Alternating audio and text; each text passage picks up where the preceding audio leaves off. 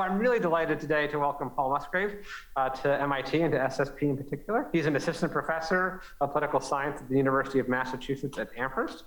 He studies foreign policy, IR theory, and how oil and politics mix. His publication, or his research is widely published in International Organization, International Studies Quarterly, Security Studies, Presidential Studies Quarterly, and Comparative Political Studies. He's also written for many popular outlets such as Washington Post and Foreign Policy. What is not on his bio, and I would rarely do this, but he's very active on Twitter. He's one of the most interesting people to follow on Twitter from our community. And so I would highly commend his handle to you for those of you who have decided to wade into that medium of communication. That's a separate decision we should all talk about.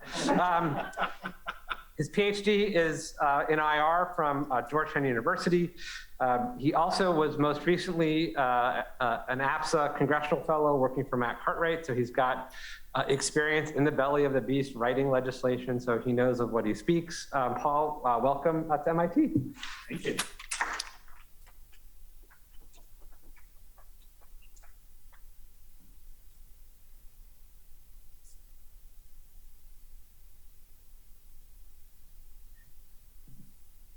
All right, so thank you very much, Taylor, for that very nice introduction.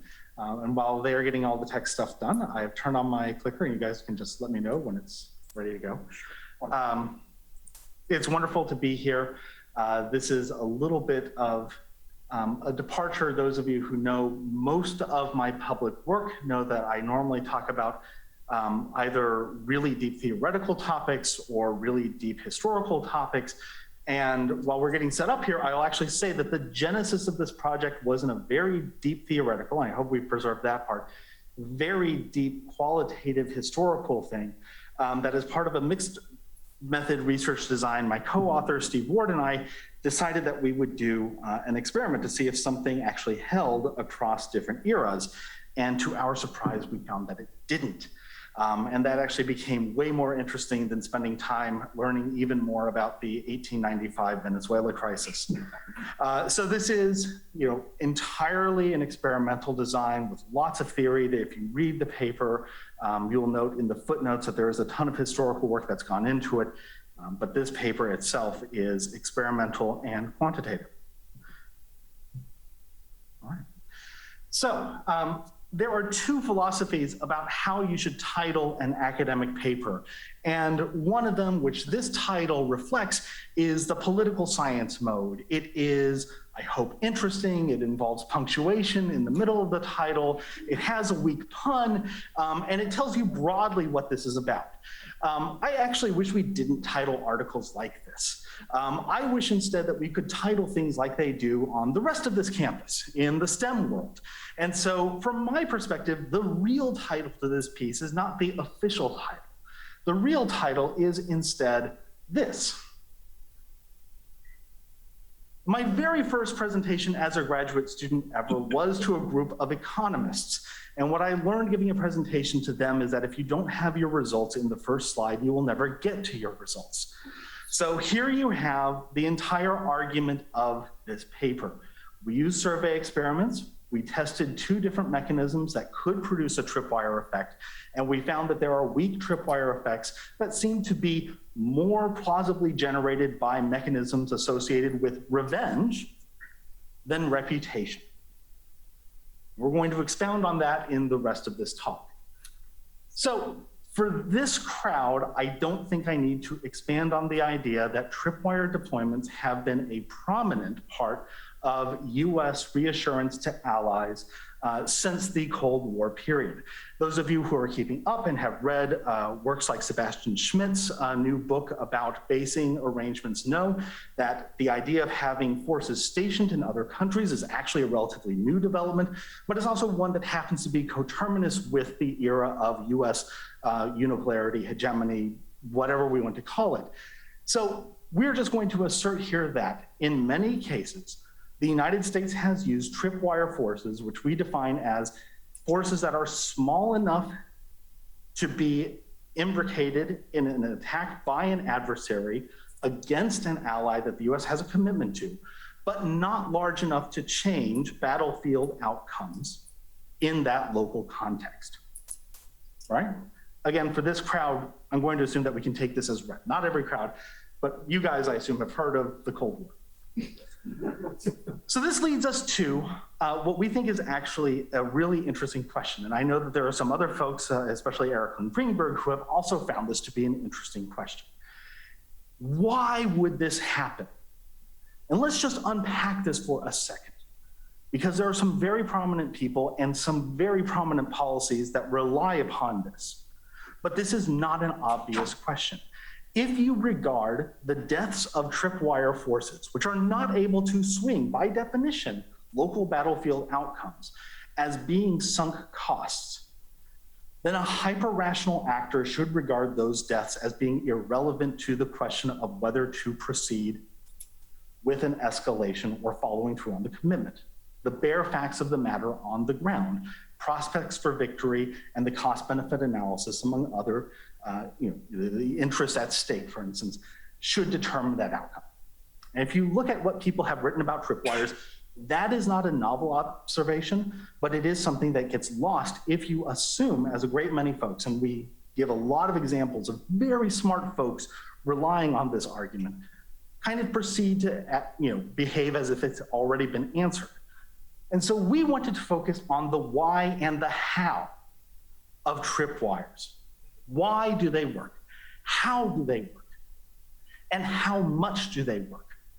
Because if the public only responds to tripwire outrages in a very little amount, is that actually sufficient to generate the effects that folks like Thomas Schelling and James Fearon have claimed for them? So we think that this is a big question. We also think that it requires empirical specification and empirical testing. One common explanation, it's not the only explanation, but it is a common one, and it is prominent in some of the most prominent exponents of tripwires as a tool of statecraft, is that US public opinion solves this issue, that somehow the public will change the calculation at that moment of a tripwire attack, an attack on tripwire forces, in a way that will lead to a guaranteed commitment. That there is some delta there between what you would want to do and what you will do because of a tripwire. And the tripwire is able to supply that. So the first avenue that we've identified in the literature is revenge. And we're going to begin with one of the most prominent but least specified arguments for why that would happen. And this is a passage that I believe is familiar to everybody in this room. It is a passage from Tom Schelling talking about the role of the Berlin Brigade. There is a wonderful, brutal article from the 1970s called Problematic Lucidity, in which Stephen Krasner tears apart folks for relying on wonderful but not really specified arguments. I think this is a great example of problematic lucidity. Tom Schelling is way smarter than I am, but he did not specify mechanisms here. He looks as though he does. Those 7,000 troops can die dramatically, heroically, and in a manner that guarantees the action will not stop there. But how? The emotional resonance of this passage, especially if you read it in line with everything that Schelling ever read about tripwires, or wrote about tripwires, seems to suggest that this is an emotional reaction. If you read the footnotes of Schelling, he will even suggest that the wives and families of American service members would serve just as well.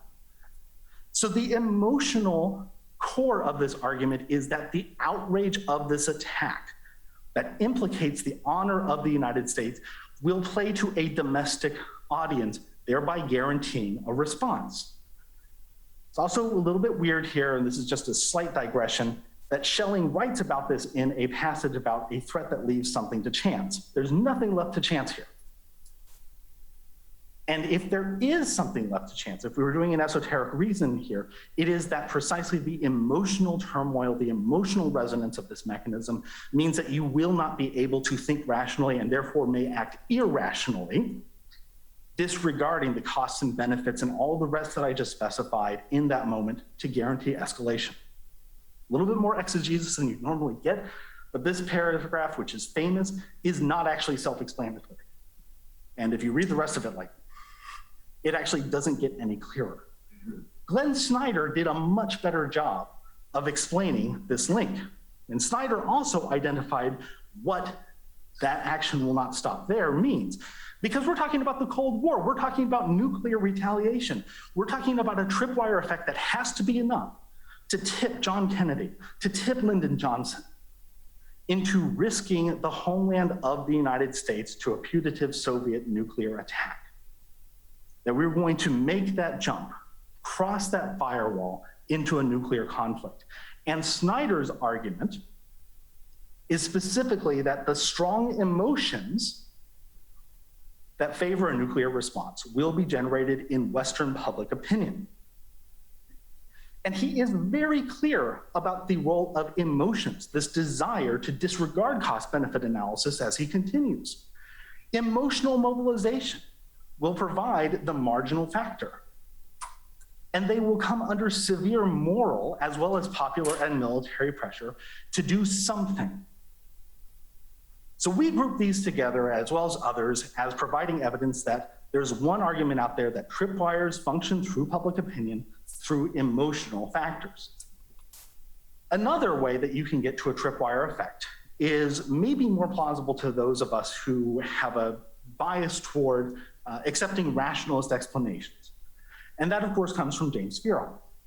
Again, a relatively well-known passage, not as eloquent as Schelling, but better specified than Schelling, and one in which Fearon tries to explain how you can make a binding commitment that binds you to do something that you wouldn't want to do by using a mechanism to tie your hands to react in that way. And the examples he gives are treaties, public statements, and small tripwire forces, all of which engage your reputation.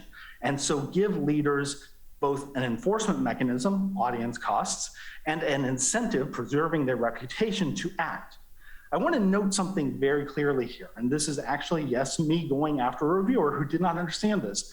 If you read Fearon, he doesn't say that these troops have to die. The simple fact of having tripwire forces stationed engages your reputation. This is a distinction between Schelling and Fearon, right? Theoretically talking about the same thing, but I am not as smart as James Fearon. And if Fearon says that stationing is sufficient, that sounds to me like a hypothesis that I can test.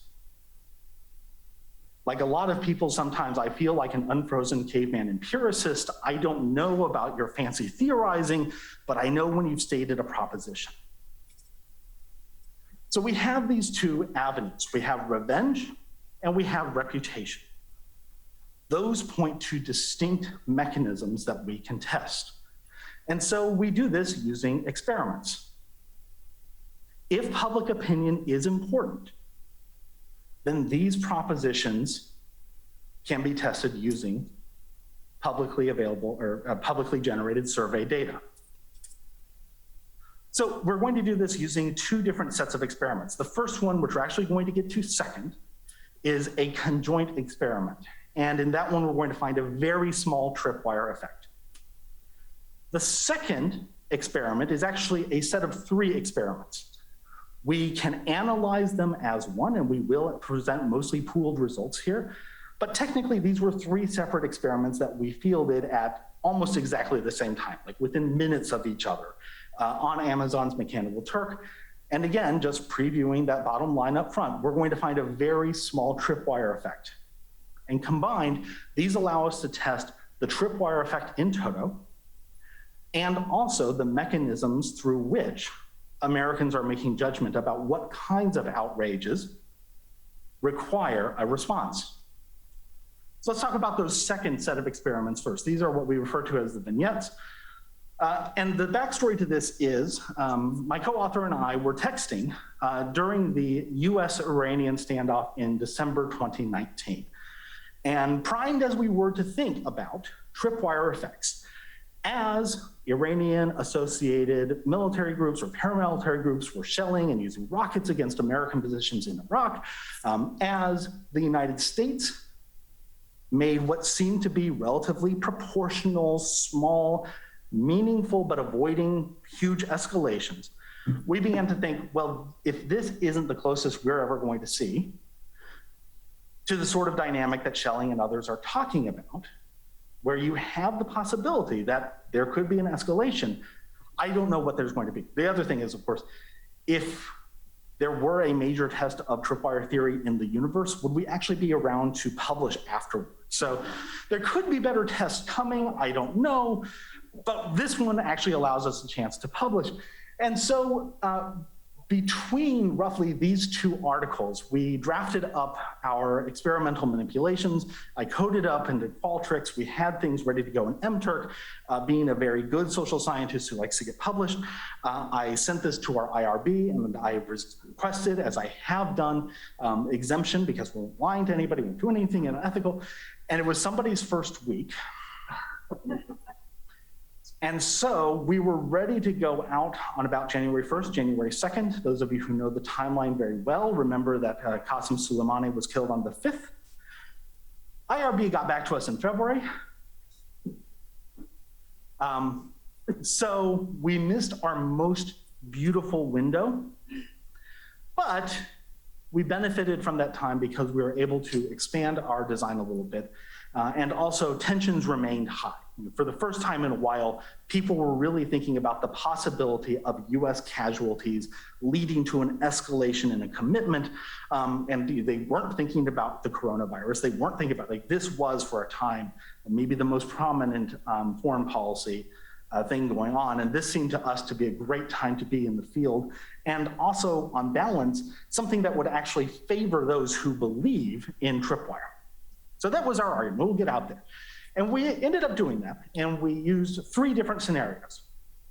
No deceit was used. I have a weak philosophical objection to using deceit anyway. So we just told people the facts of the matter straight. We used as realistic a scenario as you can get. There's some debate in the experimental community over whether you should use very abstract or very concrete examples. We chose to go as concrete as possible. If Valerie Hudson is right and we're trying to build actor-specific hypotheses, then I think that we should try to do the same thing in our experiments. And also, if we had told you that this was about the green and purple armies, the first thing a reviewer was going to say was, but what about the deep historic ties between the United States and X? Well, we tried to solve this for all X's. The Middle East, US troops in Iraq at that time. We addressed Korea, US troops in South Korea, and we addressed US and NATO troops in the Baltics. So the 3 most realistic contemporary cases where forces were involved in something that seemed to fit tripwires as well as possible.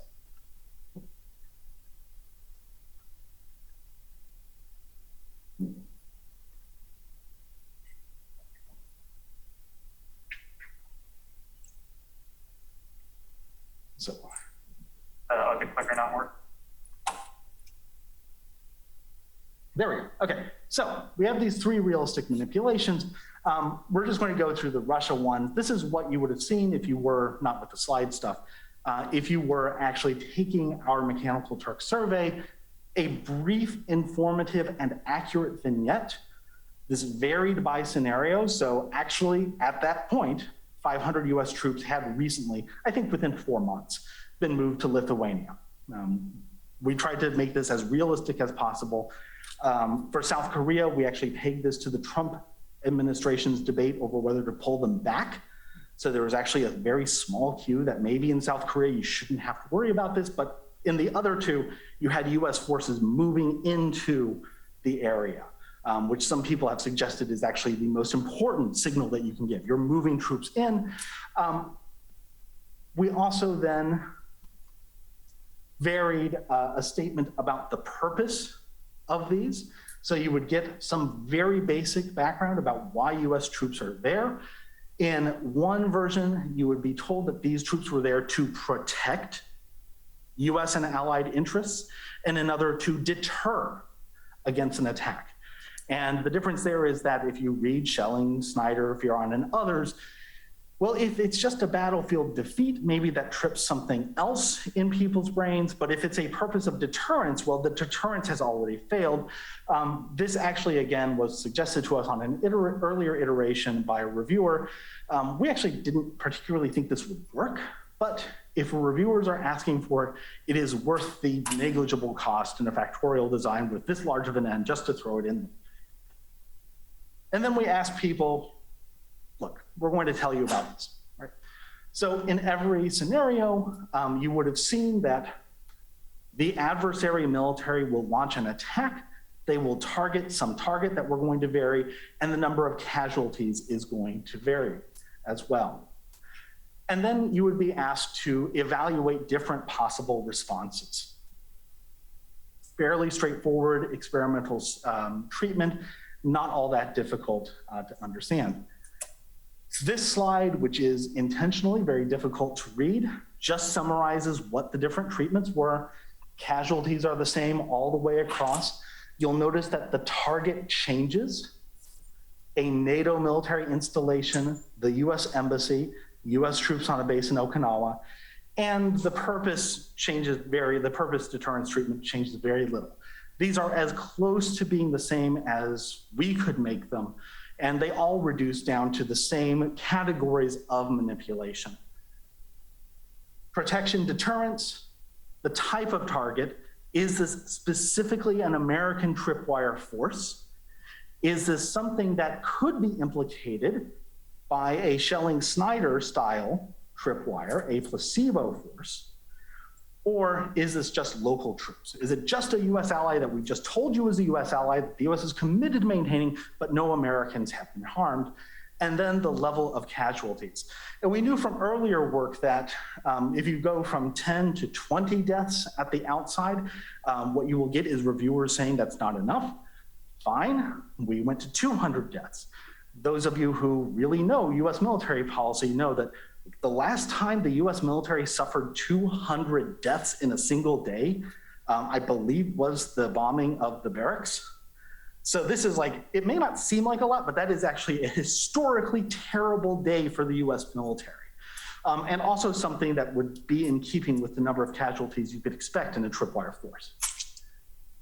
So this summarizes the purposes of these hypotheses. I'm joking about trying to satisfy reviewers, but like honestly, okay, does stating the purpose matter? You could actually derive that from Fearon.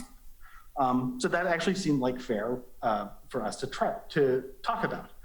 The targets were more interesting. Whose deaths count? Do they have to be explicitly tripwire troops? So in the South Korea scenario, you have troops who are near the demilitarized zone, or troops in a rear echelon, back in Okinawa. The Okinawa troops have no immediate deterrent purpose against North Korea. They do not fit what Schelling and others have talked about. But if they're attacked, they might have similar effects, their deaths might have similar effects as the death of tripwire troops. Is it the deaths of US troops that matter? If NATO matters a lot, then the deaths of allied troops should have broadly similar, probably not identical, but broadly similar effects. And also remember, Fearon doesn't even say you have to have anybody die. It is the stationing of the troops themselves that matter. And is it the deaths of troops? This matters a lot for Fearon, because moving troops in theater should have a different effect, because those are committing your reputation in a different way than, say, having diplomats in an embassy, which the US has basically everywhere, would commit your reputation. And then finally, casualties. How many do you have to get movement on different preferences for responses? Respondents rated 8 strategies on 2 different scales. One is how escalatory do you think this strategy is? And second, how much do you approve of this strategy in this instance that you've just seen? And separately, we also asked respondents to indicate their most preferred response. So you could tell us 0 to 100, how much do you support this? And also, of these 8 in this situation, what do you think the US should do? Not entirely the same, by the way, but it was interesting to see just a little slight variation there. This is the summary of how people in the Russia scenario viewed the escalatory potential of different attacks. Don't bother interpreting these bar charts. What really matters here is the pattern. If you are more negative, that means that on average, people viewed these as less escalatory. If you are more positive, that means that you viewed them as more escalatory. And it looks like our little M Turkers were in fact taking this very seriously, because you see pretty much, with one actual exception, exactly the rank ordering of escalatory potential we thought we would see. The difference is we actually thought that sanctions and reinforcement would be flipped. Okay, well, we were wrong, but they're in the same ballpark. And so you can see airstrikes and invasion, anything kinetic, way escalatory. Withdrawing and condemning, not escalatory. Okay, they've passed our very broad manipulation checks, as well as the one that we had in the scenario. Here is the overall level of support. And you can see that there is actually meaningful variation that does not track 100% with the escalatory potential. People have some appetite for withdrawal, much less appetite for a full-scale invasion aimed at ending the regime, which was like a thing that people continue to propose regarding Iran. So, okay, we'll throw it in there. It's a nice top line. And then, broadly speaking, declining support as things become more escalatory. Again, just a sanity check, people are taking this seriously. Here's a summary for the Russia scenario. Again, everything was broadly similar, like we're talking about 1 or 2 percentage point differences across the scenarios. For your most preferred strategy to respond to an attack that caused 200 casualties in the Russia scenario. And we do start to see that the identity of the target matters. US troops, you get a lot more support for kinetic, although the explicitly limited kinetic response, compared to the deaths of NATO troops, and NATO troops more appetite compared to the deaths simply of local troops. So if we think that RMA, whatever we're talking about, informatized warfare, actually allows you to discriminate between local and allied troops, Russia, if you're listening, that's what you should do.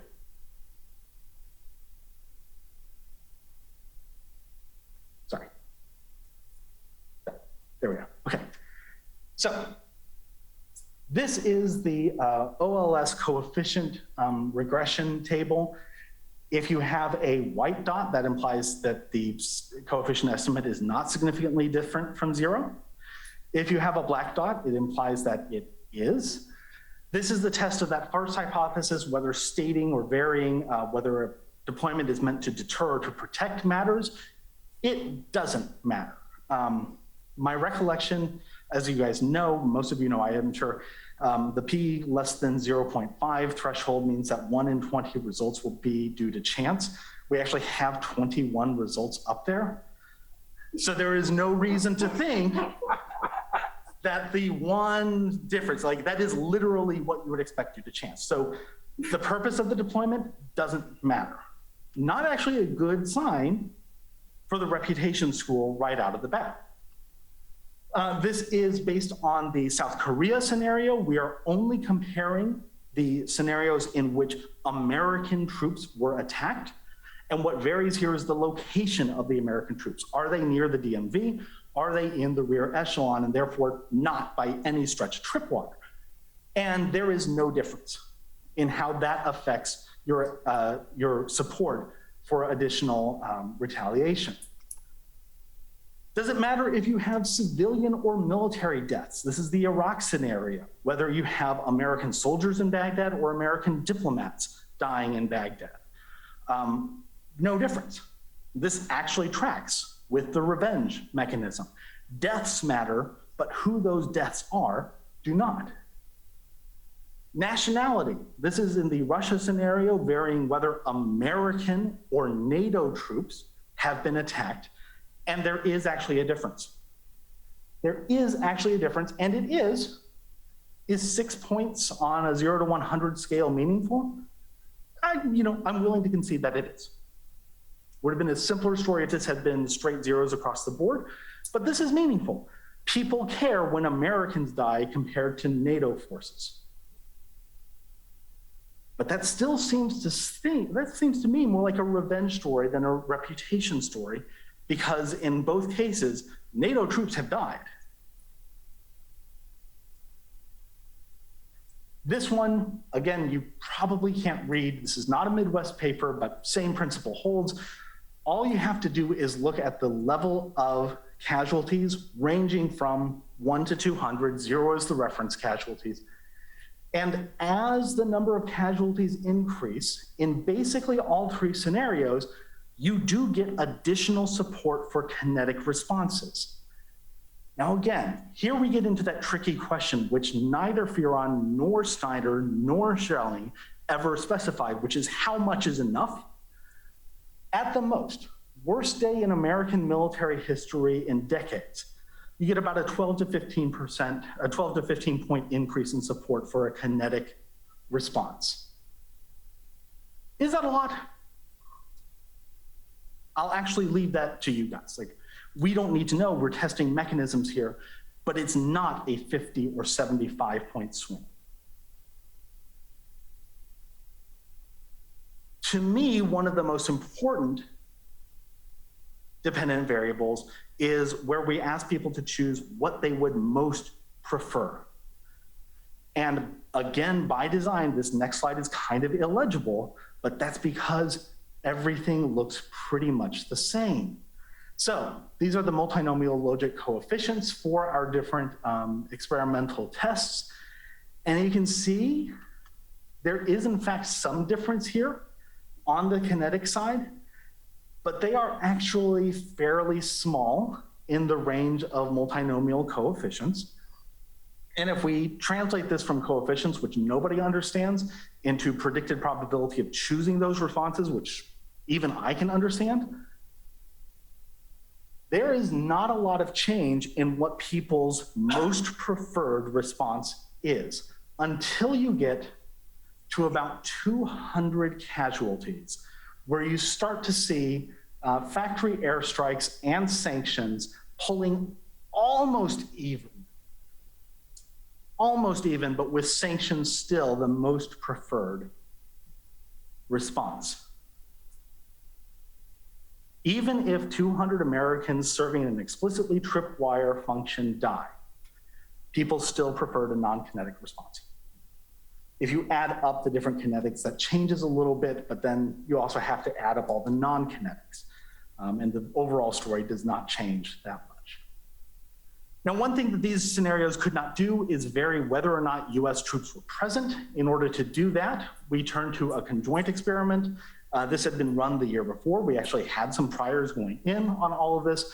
And we asked people to choose, as in a conjoint experiment, which of two profiles they would prefer the US to intervene in. Varied a whole bunch of things, including things that we won't see. Is the victim democratic? Is the aggressor a major trading ally of the United States? A whole lot of things. Which of these profiles would you prefer the US to respond to? This is not the tripwire slide. This is, again, the sanity check slide. If you expected that likely US casualties would be severe compared to light, you were 20 percentage points less likely to support. People are taking this seriously. They're responding as you would believe. If you believed that the attack would almost certainly or probably succeed compared to almost certainly not succeeding, again, 20 percentage points more likely, that was the treatment, 20 percentage points more likely to choose to intervene there. If you thought there was a chance the aggressor would retaliate against the US homeland, going from the minimum to the maximum, you would get a drop of about 8 percentage points in support. Less, by the way, than going from the minimum to maximum on costs and chance of succeeding, which was interesting. A lot of folks have pointed out that congressional and UN support, both in the American foreign policy literature, viewed as optional for the use of force. If Congress and the UN support something, you get a positive effect on support for that. All of these are just building up to the fact that people were taking this seriously and behaving in ways consonant with the established literature. So when I show you this, in which tripwire forces up here at the top do not have much, or when statistically significant, a very large effect at all, I will be able to say to you that a group of respondents who were responding exactly as we would expect they would did not display the expected behavior up there. Here, we are only varying whether tripwire forces are present. And at the top, that's tens of thousands of military personnel. That's basically Germany, Korea. Even a few thousand military personnel is a huge commitment of US troops in the contemporary US force posture. And if you're looking at that reputation mechanism, you just have to have them stationed there. And that gets you a smaller effect than having a treaty of mutual defense with the United States. Now, if you're a policymaker in an allied state, you probably want both. But if you were going to choose one of them, you'd want the treaty. So, wrapping this up, tripwires weakly affect public opinion, and they do so through a revenge mechanism, not a reputational one. I'm very much looking forward to your questions, comments, concerns, and thank you guys for hosting me. Thank you.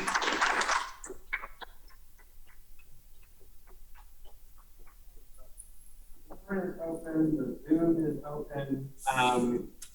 Just keep your hands up for a minute. Let's see, Eric Higginbotham, I saw you first. Let's go ahead, if that's okay. Thanks very much for the talk. It's fascinating.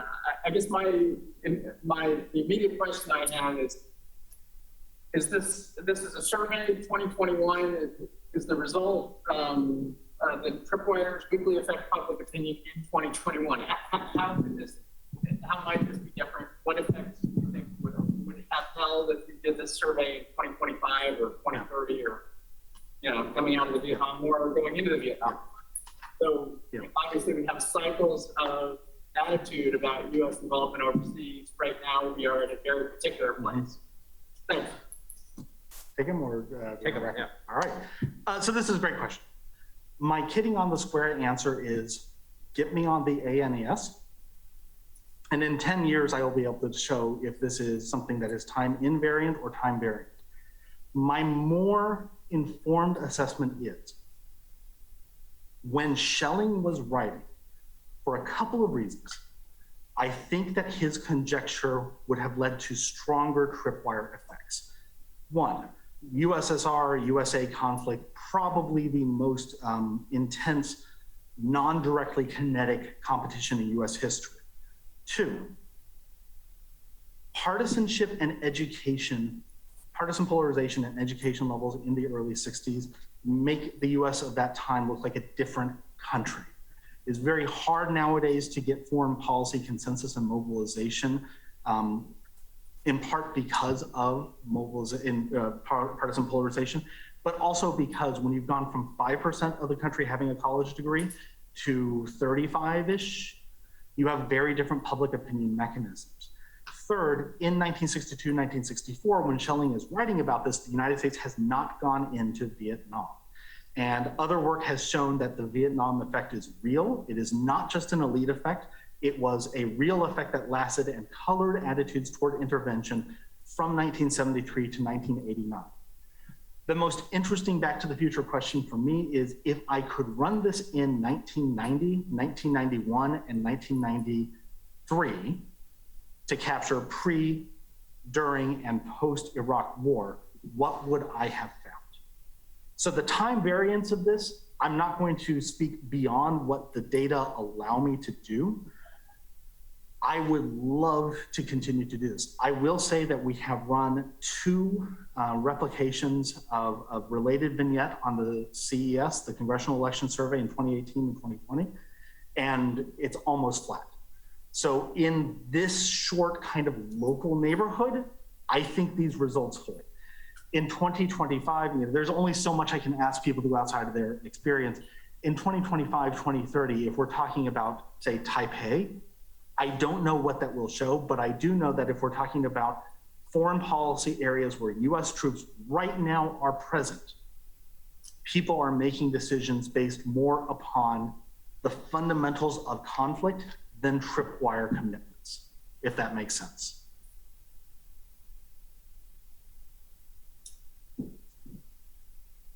Thank you. Great. So next, Victoria.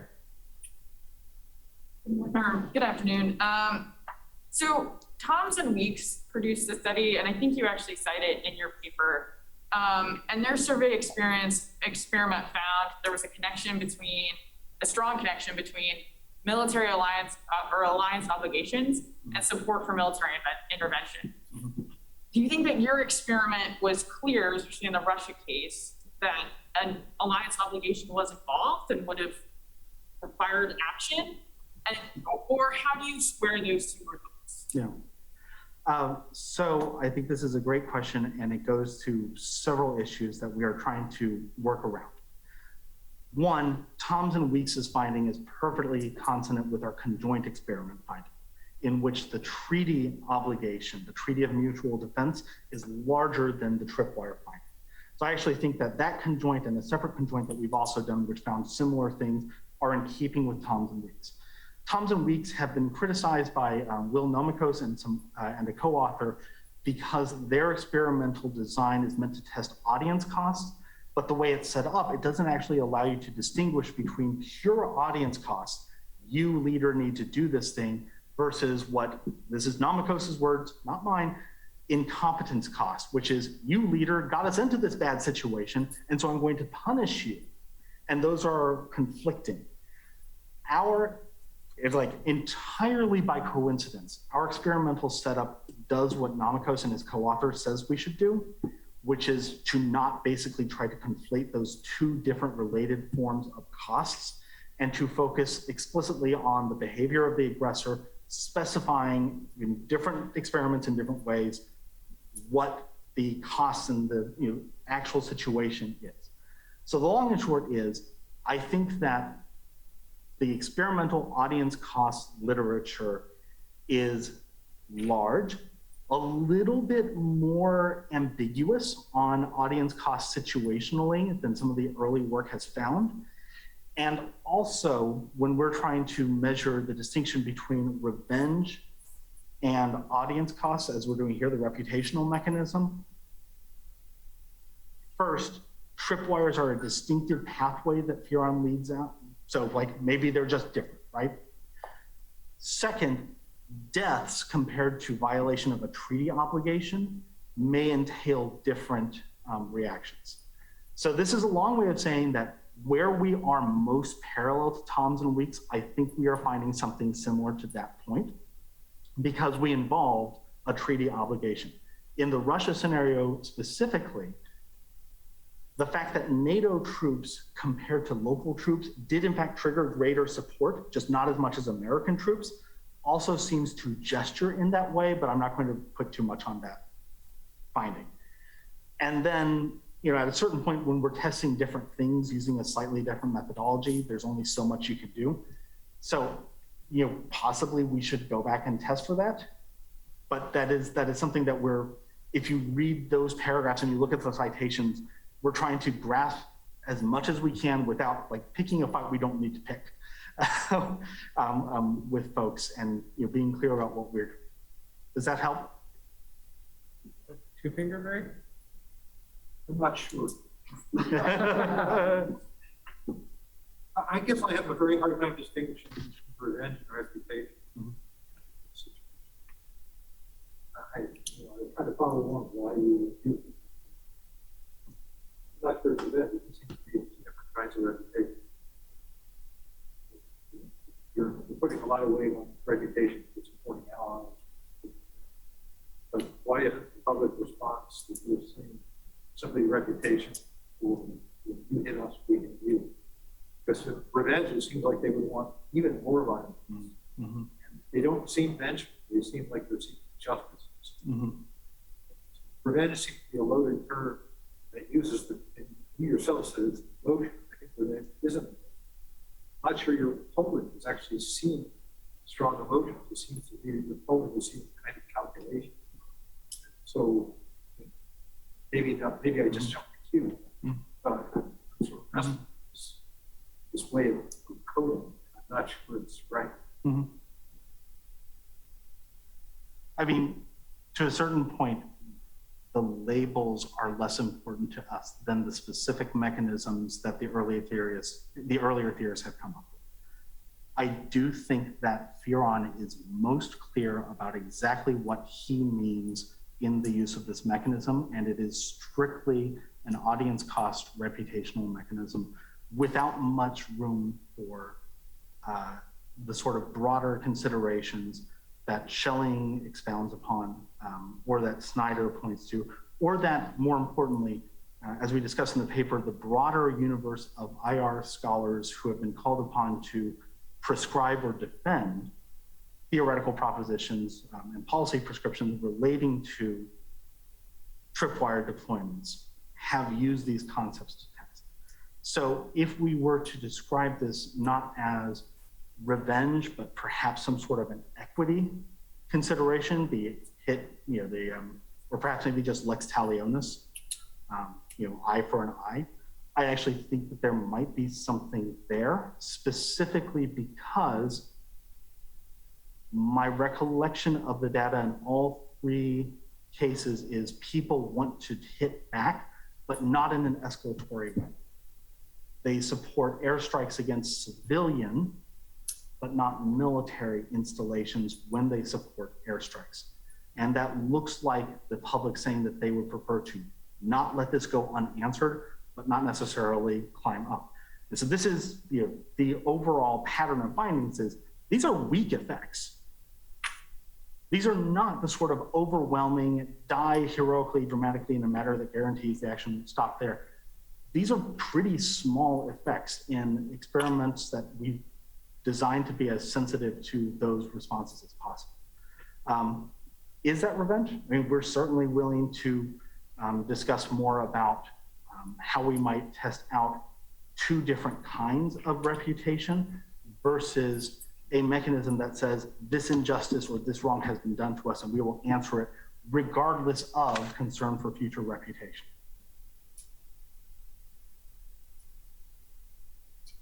Two finger on this? Yes. Okay.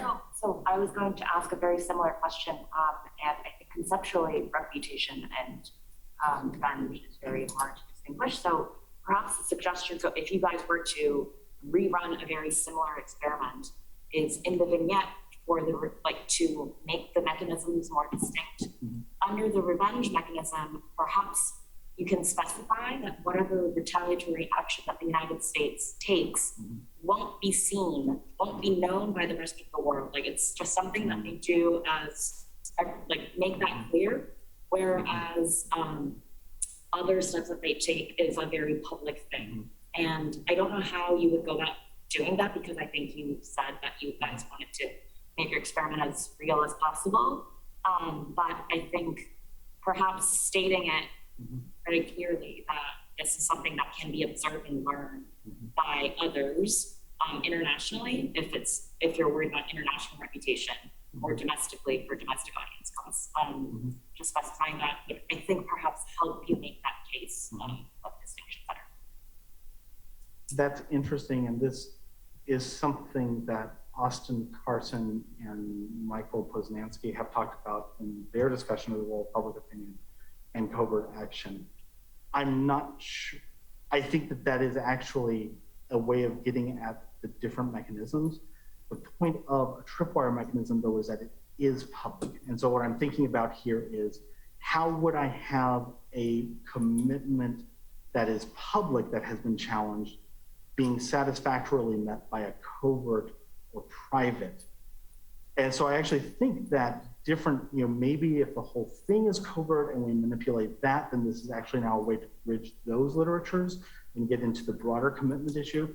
I think going back to the earlier point, we want to have some way of talking about maybe just manipulating people's emotions in the beginning, have them write a prompt that says, write about a time. You go to your friends who are methodologists and say, how do you manipulate people's emotions? And they have a way to answer this. Makes you skeptical of them in the future. But write about a time that made you angry, write about here's a math problem, solve it, something that would get at that. I think that that would be a way of more finely redressing, addressing some of the specifics of those mechanisms to get at whether revenge or simply not fear on is the best title for Avenue 1. Eric, is this your one finger as well, or? No, this is a really two finger. Okay, two finger, then your one. Okay. So just like two finger, I wonder if, in a replication, you actually just have a qualitative free response question, right? You're trying to unpack that. And if you think that's something that's revenge based, you're going to see discussions of vengeance, the need for an eye for an eye. We can't let people die. Whereas if it's kind of a reputational thing, perhaps you'll see different types of language. My one finger, I think, builds on what Eric Higginbotham asked earlier, and that is, to what extent does the sitting president play a role in this story, right? I think, many of our theories of tripwires are pretty agnostic to the role of the president. But if we think about these mechanisms, right, so reputation, the role of public opinion, and the willingness of the leader to follow them, is perhaps more varied depending on the leader. And so all of the replications you've done were 2018 to 2020. What if you were to do a small replication of this now? Do you think the results are different, or is there a point difference? That's actually a great question. So there's a Perspectives on Politics that I'm sure you know about varying from 2016 data, varying Trump identity versus other presidents. And congratulations to the authors for having that in the field. I didn't buy that until on a separate project, a different co-author and I actually went ahead and we had a three-way treatment. Donald Trump is going to do X, in this case involving voter manipulation in another country, not this one. Donald Trump is going to do X, the president is going to do X. It's the year 2025 and the president is going to do X, flat. So I actually take your point right now. I want to wait about 4 or 6 weeks at least, because we just had a major pull down. And I'm not sure where public opinion is in terms of this at all. I think that's fair. I also have to a certain point, 7 experiments, similar null results. What is the threshold for replication these days? That's something we talk about. And I almost wonder if the credibility of a commitment depends that much on an individual president. We're not talking about tripwires anymore. We are now talking about leaders and resolve, and we're often, the new leader's reputational work, which would be fascinating. And also at a certain point when we make tripwire theory more baroque, we're no longer testing tripwire theory. We're just now testing general sources of commitment. Thanks. But this is good stuff. And both, all of these are really great. And I don't know, 2,000 people on MTurk. Probably look at that. That it, Eric? That's it. Okay, great. Next, Nina Miller. So I was curious about the emotions discussion, but we may have already covered that. If there's anything else you'd like to say about sort of the specific emotional mechanisms that you think might be operating in the revenge case, and if you think that the respondents on MTurk were actually experiencing those emotions that would lead to a revenge response, and if not, if there's a different way to actually make sure not only that they're paying attention, but they're engaging with that, they're responding in the way that, when in the real world, if they saw the New York Times covered with pictures of dead Americans or something more visceral. No, I actually think that this is the interesting point. If you read this paper as being able to engage much more finely with the more finely specified explanations in the literature, which is why Schelling is actually really frustrating to have serve as the exponent of tripwires. So is it that the 7,000 Americans die? Do they have to die heroically? If you think about that passage, what if they were just killed in their barracks?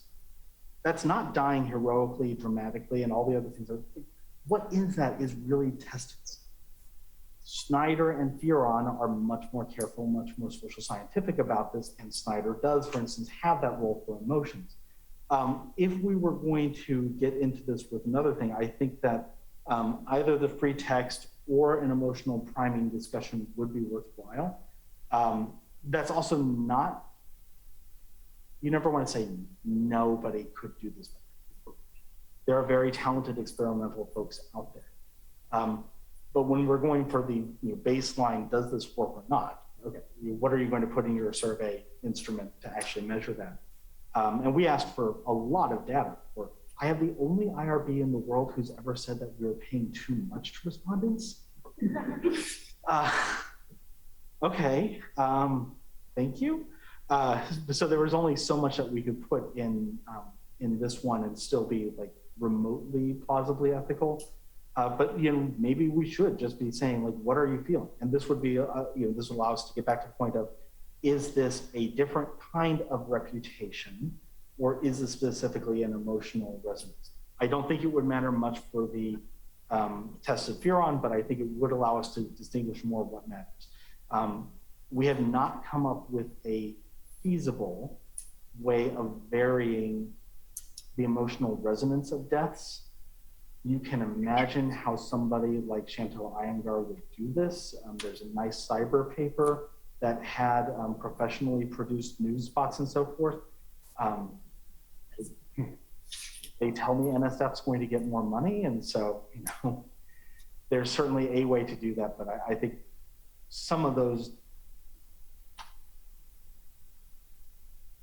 I've always wanted to call an NFA student and say, write me a short story about somebody who dies heroically. Maybe we should just do that. Maybe that is the best way to get that without firing up the editing booth.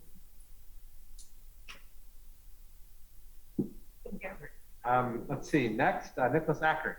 Hi, thanks, Paul. It's great to meet you. I had a quick question about a potential expansion of your theory, which is that you successfully, I think, identified revenge as the primary mechanism here. And one thing that I was surprised at in your data was basically that deaths were present sufficient to really matter most, and that the identity of the people who either died or are present beyond the fact that they're Americans seems to not matter. So my question is, what is necessary to really serve as a tripwire, right? Would embassy staff or significant population of expatriates sort of be sufficient for that? And I understand that the tripwire forces is, at least shall we envision them, we're talking about 7,000 to 12,000 troops. But I can think of plenty of countries around the world that have expatriate American populations, Taipei like them, right, with significant numbers of people. So one potential sort of reductio ad absurdum or interpretation of that is actually the tripwires don't matter at all. Right. And I was wondering if you had any thoughts about how we might reconcile what you found in your super interesting post with that idea. Okay. So I can actually speak to the presence of large numbers of Americans, although we have not yet killed them. Good to know. So to the presence, null effects. And in the conjoint that's in this paper, and which we replicated later, in that, null effects on having up to 100,000 Americans. And actually, do you know how hard it is to find estimates of how many Americans are in a given place? So we found one source that says there's 100,000 Americans in South Korea. We're like, great, this is a feasible level of treatment. We actually thought that that would be the case too. And I think we mentioned this, but it may have dropped out as we were trying to get down to 11,000 words or whatever. Certainly in the 60s, folks like Schelling would explicitly say, sometimes in footnotes, it doesn't matter who these people are. They could be wives, they could be family members, they could be, like, at some point, a French general says a busload of kindergartners. And it doesn't matter. We actually found that it did matter a little. Tens of thousands of US troops there, an effect. 100,000 Americans there, no effect. Now, as we were developing our vignettes, we obviously knew that that was the case. And so that's why we started killing off the civilians to see if that mattered. So, what if you have a conflict in which there's going to be a lot of civilians there? One problem that runs into, though, is plausibility. Because what's the first thing that you do when you start to have rumors of a crisis? You evacuate the civilians. And so actually it becomes a little bit harder to think of a 21st century bolt out of the blue in which you're going to have large numbers of civilians implicated like that. Eric, maybe you're wrong. Like maybe I'm wrong. Well, in 2017, we were getting ready for our own bolt out of the blue, and potentially expecting one in return, but we very consciously did not evacuate even embassy staff from Korea on the grounds that could cause what we were concerned about. That's right. Yeah, so maybe we can use the, maybe we can use that. And maybe that's the way to go. Like there's going to be an awful lot of this is going to be driven by like Kim Jong-un. But that's fine because where do we have some of the greatest commitments? It's there. And so you're right. And of course, like recently the Biden administration famously did not speed up. So constructing that will be a little bit less like these vignettes, but yeah. But anyway, like we have evidence that shows simple presence of civilians doesn't matter as much. And I'm actually really surprised by that. And since then, we've found new ways to like measure Americans' like connection to the international community. And I wonder if we were talking to people in the professional managerial class, whether you'd actually have like, do you know somebody in Seoul? Do you know somebody in Dubai? Is this something you're thinking about? Because that was on the cusp of statistical significance, but certainly different populations of Americans have different connections to the broader expat. As a former expat, I lived in Doha. All of a sudden, I cared a lot more about Iranian politics than I ever had before. And that, certainly my parents for that year cared a lot more about instability in the Middle East, judging by the text that I got.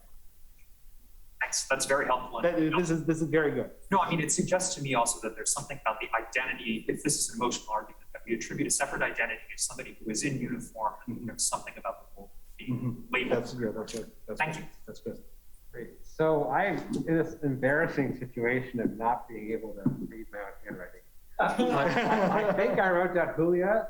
Did you have a question? No. Okay, this is very embarrassing. So there's Julian. There we go. Okay. So Julian, you're next. Julia, my apologies. There was a J at the beginning.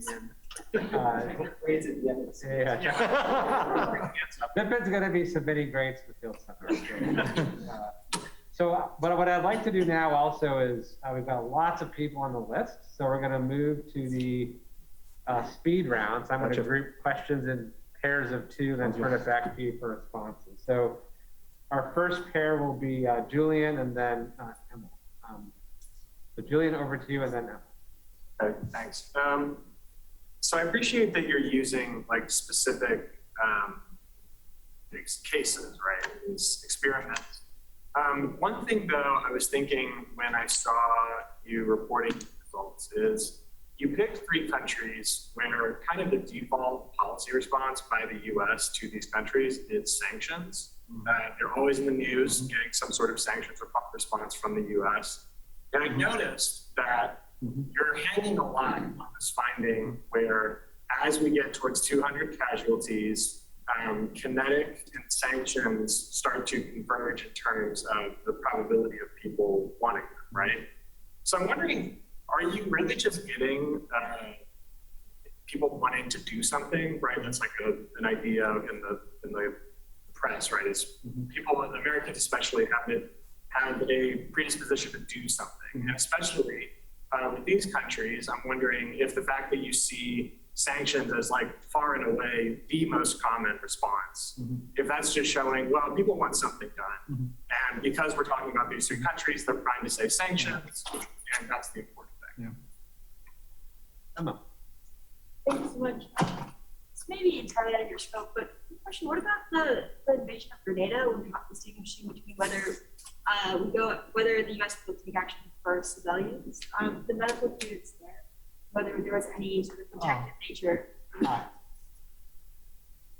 Okay, it is not often you got a Grenada question. Okay. Okay, that's a great one, right? Well, what the heck? Maybe that's actually the treatment. Like maybe we just, maybe that's just the treatment. It should not be that hard. I used to be a teaching assistant at an American university in the Middle East. This actually is maybe that's just something we test, right? If we're looking at different ways that we can get this, there's an American, there's Al-Udeid, there's the Education City. Rockets are not terribly accurate, although apparently Iranian missiles are much more accurate than we thought. But the average person doesn't need to know the CEP. So maybe sometimes they hit Al-Udeid, and maybe sometimes they hit my old workplace. Maybe that's enough. That's actually great. So like, I can't answer that, but that's fantastic. That's a really, I mean, we can also talk more about Grenada and the timing of that and everything else going on, but like, that also happens to be the same day as the best real world test of tripwire theory happened. And what did we do? We retaliated against Grenada. So that's the longer answer to that. Julian, your point is very good. Let me come back to you. These are the three most important cases, and what do we do every time there's a provocation, except for the time that Trump almost launched a bombing raid in response to the shoot down of the UAV?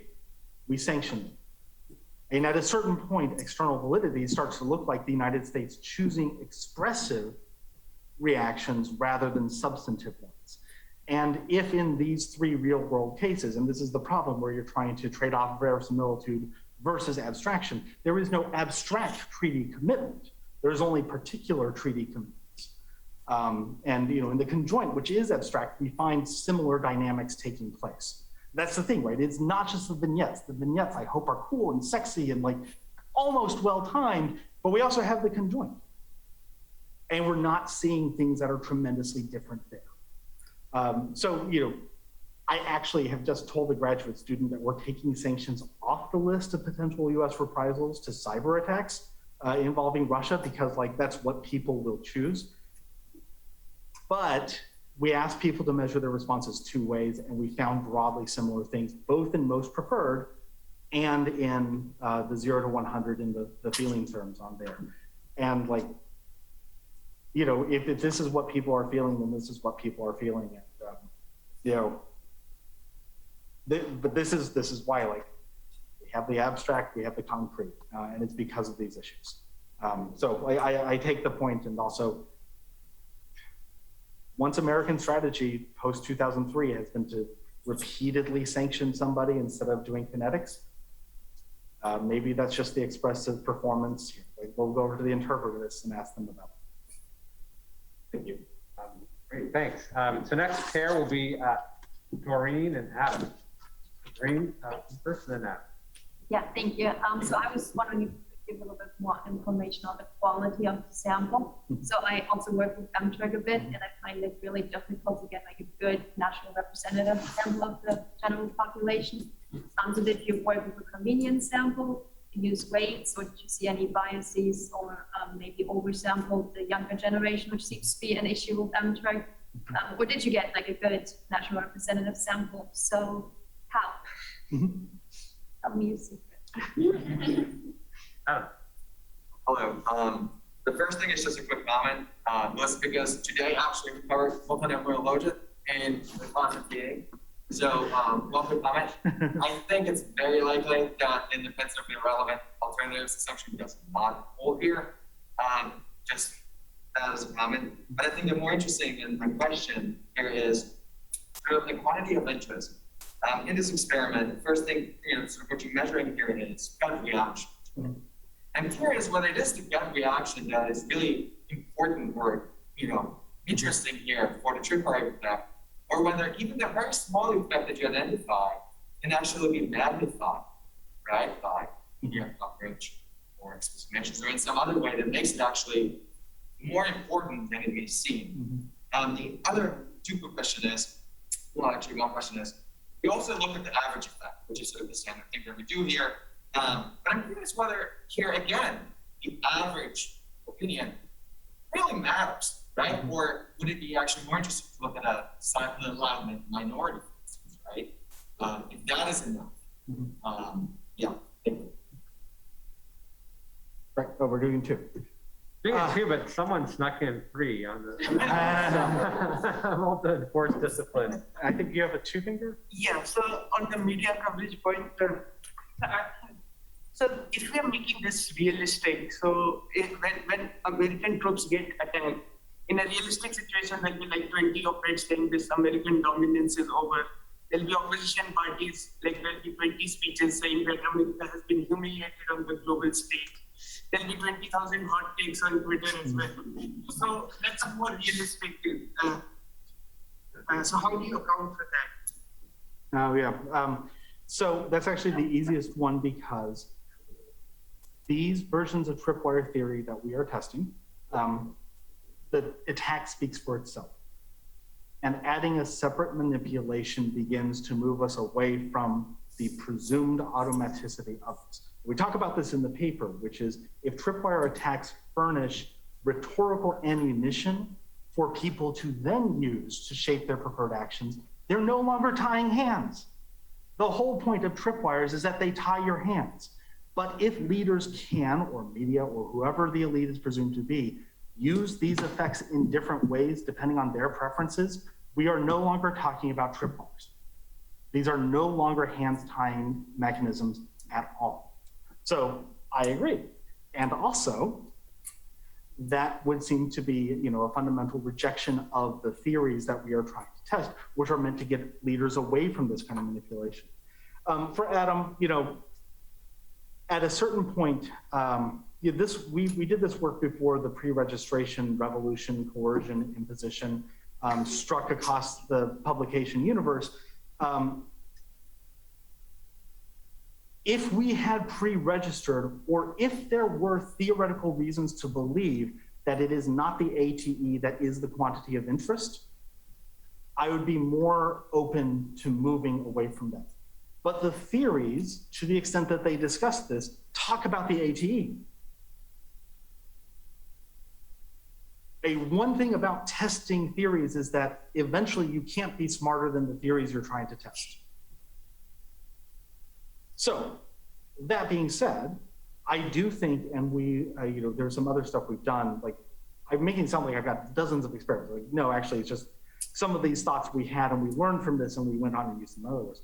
Veterans do tend to approach things differently than civilians, veterans and currently serving military people. So there might be differences and variations. However, that still gets us back to this core point of how large a tripwire effect is enough. On the IIA, yeah, possibly. I think that probably the biggest objection you could raise is why do we evaluate airstrikes separately? Because at that point, I think those are the most dependent alternatives. And we'd be happy to run those and look at those differently. But these are not just findings that we only find. These are not just model dependent findings. And that's why I've stuck up the descriptive variation at the beginning. You see this in the raw data. And our models seem to come close to that. For Doreen, the quality of sample, I think we have more about that I know we have more about that in the appendix. On the one hand, it's a convenience sample. On the one hand, like all MTurk is a convenience, right? So we weren't doing probability weighting at all. I'm sure you know, as I do, all the findings by Alex Kopic and so forth, that you only are concerned about convenience versus probability samples if there's some reason to believe that your sample will be different. And it turns out that a lot of times we can recover probability samples with convenience samples if the effect is not heterogeneous across the results. That's a leap of faith, but also Alex has gone off and found that often holds. The quality of our sample, we did as much as you could do in January 2020 to avoid it. So people bring up bots, people bring up low attention respondents. We had an attentiveness question in there and we control for attentiveness. It doesn't matter all that much, but it's controlled for. We had a manipulation check in there that's controlled for, so we did that. The representativeness of the sample is not that far off from what we'd expect. So I just have the Korea open faster and they're broadly the same. We did not get anything where it's like 89% white bros taking this or anything. Or you guys hear about the TikTok prolific? There's a 17, 18-year-old TikTok influencer who told all of her followers, 2 million followers, that Prolific was a great way to make extra money. And so suddenly Prolific samples went to be like 85% 17-year-old women. This happened like last week, and we did not set. That seems like a good sample. Well, honestly, so like the two things were like, if you were doing work with us, if you were doing our work, you're like, oh no, my sample's ruined. And then there were all of these feminist and media effects scholars who were saying like, oh my God, you didn't advertise this. We could use those samples. So we didn't have anything that was fully coded up. We'd be doing this a little bit more sophisticated now, but we did use, I say MTurk, we actually use Cloud Research Turk Prime. So low quality respondents blocked automatically. IP addresses were verified. Multiple responses were disqualified for individual IP locations. So all the things that caused the great MTurk meltdown of 2018, we should be immune from. And it ended up that we had 72% white, which is within bounds for population, especially above 18. Median age of 38.5, which is in bounds. And female was low. It's especially low for MTurk, but it's low at 49.5. The MTurk population actually skews female, so we were probably a few points off, but also within, if we had quotas, that would have been so this is a very good question, and we did what we could do. Today, if I were designing this, between Adam Berinsky and other folks, we know more about how to do that, but we did what we could do at the time. And we cared very deeply about this, especially because, and I'll tell you guys this, and hi everybody, the millions of people watching on YouTube. I was running this while I was working on the Hill, and so when we had to relaunch experimental waves, I would go outside of Longworth on my iPhone, go into Cloud Research, and hit refresh. So like, this was not the optimal of optimal conditions to be running this, because we wanted to get this while the treatment in the world was still fresh. But actually, I think the quality is okay. I hope the quality is okay. And it's non-falsifiable. My belief in the quality is non-falsifiable. I was going to make a bad quote from Caddyshack, but I won't. So, let's see. So I've got two more pairs here. I think we'll get through it, but now you are limited to one crisp, sharp question. Eleanor and Sam, you're next. All right, I'll cut it down. So I wanted to ask a bit of a cynical question, which is, what evidence do we have that policymakers, particularly in the foreign affairs defense space, actually feel constrained by public opinion? And to just add to that point a little bit, is it possible that stationing these tripwire troops incur costs directly to these policymakers? Perhaps they care about their reputation with their counterparts, but it's also in their strategic interest to say we do actually care about audience costs, because that makes it appear to be a more credible, costly action. So I was just curious what your thoughts are on that. Great. Sam. So that was my question, but I have a second part to it, which is to the extent that tripwires are dependent on not just whether or not the foreign policy actor that has a tripwire is going to respond or not, and that's dependent on public opinion. Is our perception on the adversary that public opinion is affecting that foreign policy decision-makers' actions? Then how does that implicate, differences in tripwires' effectiveness for democracies and non-democracy, where you would presume then that in non-democracies they don't have that problem? Does that then make it their tripwire agreement less credible, more credible? I'd be curious to hear your thoughts on that. I'll actually go through these in reverse order. So public opinion in non-democracies, harder to test than it used to be. There was actually a window where you could reliably field surveys, and like hoping that we can get something in Nevada pretty soon, but there is some work that suggests that it matters. So Jessica Chen Weiss, Powerful Patriots, the role of Chinese nationalists in constraining behavior. This is 6-7 years old now, but it was Hu Jintao era, basically. There is some, autocracies are not unlimited autocracies, with a couple of exceptions. Equatorial Guinea springs to mind from my oil work. But in general, there is some constraint of public opinion, except the public tends to be, think about your selectorate, think about who the responsible audience is. There are some areas. Interestingly, the classic tripwire theorists, it sounds like I'm slamming them. They were trying to win a Cold War. They were trying to work through nuclear. They're doing this in the shadow of nuclear annihilation. Like, okay, so they got some of their terms wrong, but they were also focused on the immediate problems of the Western alliance. And since Spain and Portugal didn't count yet, they got to mostly think about mostly democratic states at that time. So tripwire theory in non-democracies would be interesting. And you can actually make plausible conjectures on both about how that would work. But we can't test them, at least not with this survey. And in fact, I suspect that if we tried to test them, I would never be able to go to a country that has an extradition treaty with certain autonomous regions ever again. So there's other reasons not to do that. Tripwire dependence on a perception among adversaries is actually links both of yours very well. This is why we say that there are multiple ways that tripwires could function, but it's also why we are explicit in saying that people have said that tripwires do function through public opinion. The concern about peer reputation and the concern about narrow audiences, so private opinion, if you will, that's real.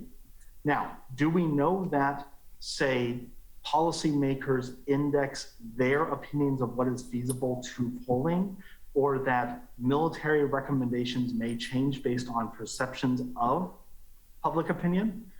Well, on the one hand, there is other work by Tom's Weeks and Yarhi Milo that suggests that elites do change their recommendations based upon public opinion. And in the United States, this guy named Eric Lynn Greenberg has published a really wonderful article showing that military officers also index their recommendations based on public opinion. So, he's wrong.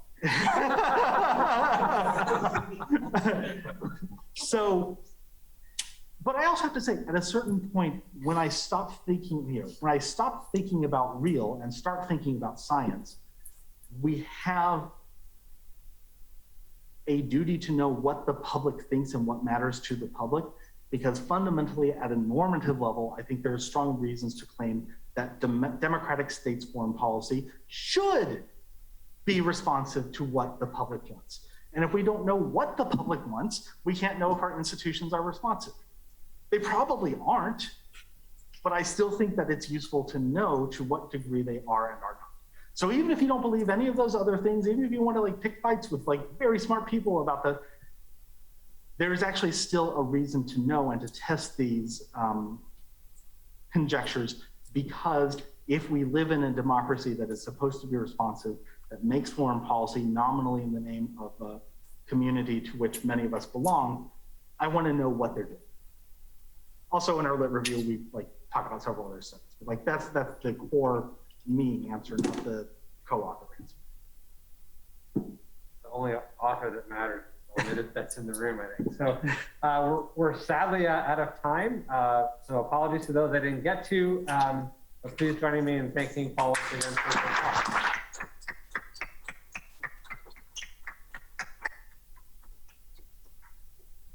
Thank you guys. This has been really great and very spirited. I'm going to go look up synonyms for revenge.